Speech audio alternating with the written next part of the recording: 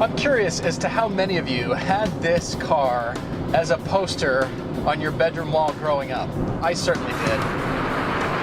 I remember loving this car. So many of you have said, please, please drive the Acura NSX or the Honda NSX if you prefer. And here we are in a 1995 NSX-T. Now, Honda's original benchmark for this car was the Ferrari 328, later revised to be the 348. But what happened was, Ferrari was put on notice. No longer could their cars just be fast and sexy. They had to be reliable too. It is not uncommon for a lot of NSX owners to get 200,000 or more trouble-free miles out of their cars. And when it did enter the US market, this was an expensive car. It, of course, didn't have the reputation of being a Ferrari, but here was a mid-engined automobile that looked as great as this does. It's a new exotic car that can compete with just about everything that's out there, hand-built by a small group of engineers. They use new materials and new thinking. This is many of the things that can be said about the GTR 20 years later.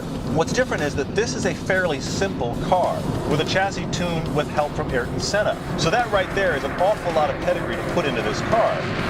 Now, the real difficulty or downfall of the NSX is actually that it existed for about 15 years with not really that much development. So we brought along a 97. In the 95, it makes 270 horsepower. And the reason we brought the 97 was because that was the year the V6 was bumped up in displacement to 3.2 liters and made 290 horsepower. Now, it doesn't have that initial punch. It's certainly not turbocharged, but believe me, the NSX engine can still howl. At above 6,000 RPM, it's that glorious VTEC. So does that mean you have to cane your engine? You have to drive above 6,000 everywhere you go? No, but you're gonna want to. So starting in 97, they changed the engine on the NSX. It became this engine, the 3.2 liter V6. And they also swapped out the 5-speed gearbox for this 6-speed unit. Now that did change the usable power of the car quite a bit. Strangely though, I find myself preferring the gear ratios of the 5-speed. Second and third gear in that 95 seemed a little bit better suited for canyon carving. I just feel like the 5-speed extracted so much out of the engine. They were mated so well. Either way, either transmission that you choose, if you're into the NSX, you're gonna love it. It's such a brilliant car. I do like the better mid-range grunt on this larger engine 6-speed transmission. That takes an already very usable full sports car and makes it that much simpler to live with. But now that I've gotten a little bit more power, I can tell it can just take more. I would say drive an original NSX before you decide that it needs a whole lot more power. I'm amazed. It just keeps getting better and better the faster you go. It feels like the NSX is really in need of about 350 or so horsepower, maybe 300 pound-feet of torque, to really just be perfectly balanced power to chassis capability. It's still crazy fun, but it feels like that's what this car should have had stock. It would still be remarkably competitive today.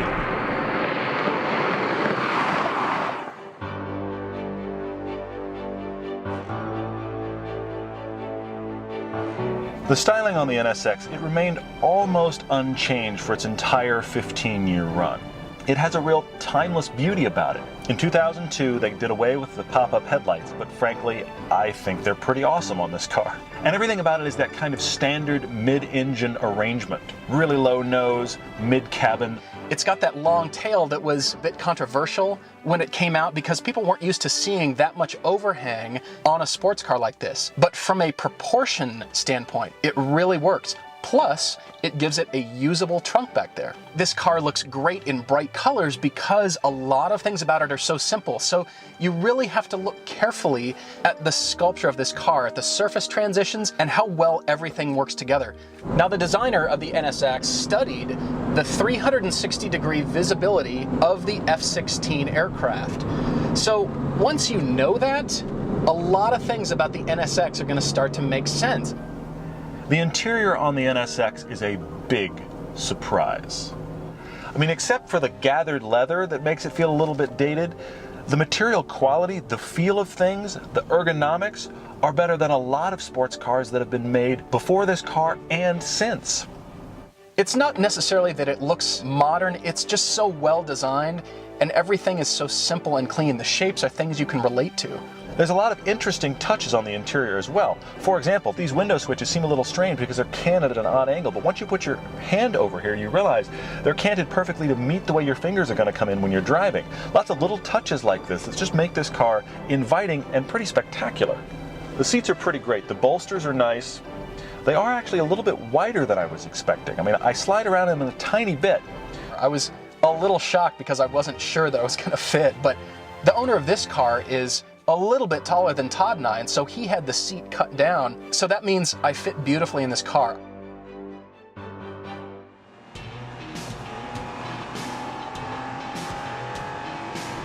The NSX has a variable ratio, electric power steering rack. The biggest surprise about the steering is how really slow the steering rack is. Now you get used to it pretty easily, and it's got a lot of weight to it, so it asks you to be involved, but you've got an awful lot of arm travel on a canyon road. I'm still warming to it, but I think it's growing on me. Yes, you have to crank the wheel over further, but then you have such fine control of your corner.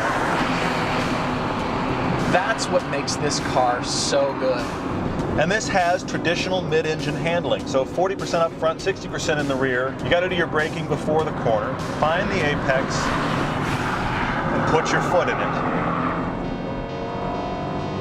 Definitely a car that you can settle and adjust with just the throttle. A little bit more body roll than I might like, but that's the tiny bit of sacrifice to make this car usable in all situations. I do feel like the suspension is a bit soft, but the NSX definitely still holds its own. It's one of those cars you can tell over time it will make you a better driver. It's not going to save your ass that much.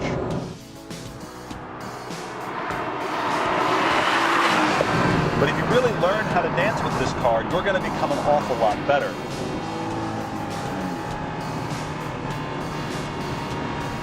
The tough thing about the NSX as a used car is that, well, the prices are kind of all over the place. You can find them for less than 30 grand. Most of them are just under 40, but then there's those that are going for 60 and even $100,000. The 95 that we drove was $37,000. Let's call it 40 grand. For 40 grand, you can get a whole lot of Porsche Cayman S. Plus, on the Cayman S, I do prefer the handling. It's got a sharper, more direct variable steering ratio that, frankly, it's better than the NSX. I'm a big fan of the Cayman S. It's an amazing car to drive. It's every bit as fun and rewarding as the NSX. But there's something here, intangible, analog, that makes this car unique and special. You're not going to win a bar fight on stats with the NSX, and that's really not what it's about.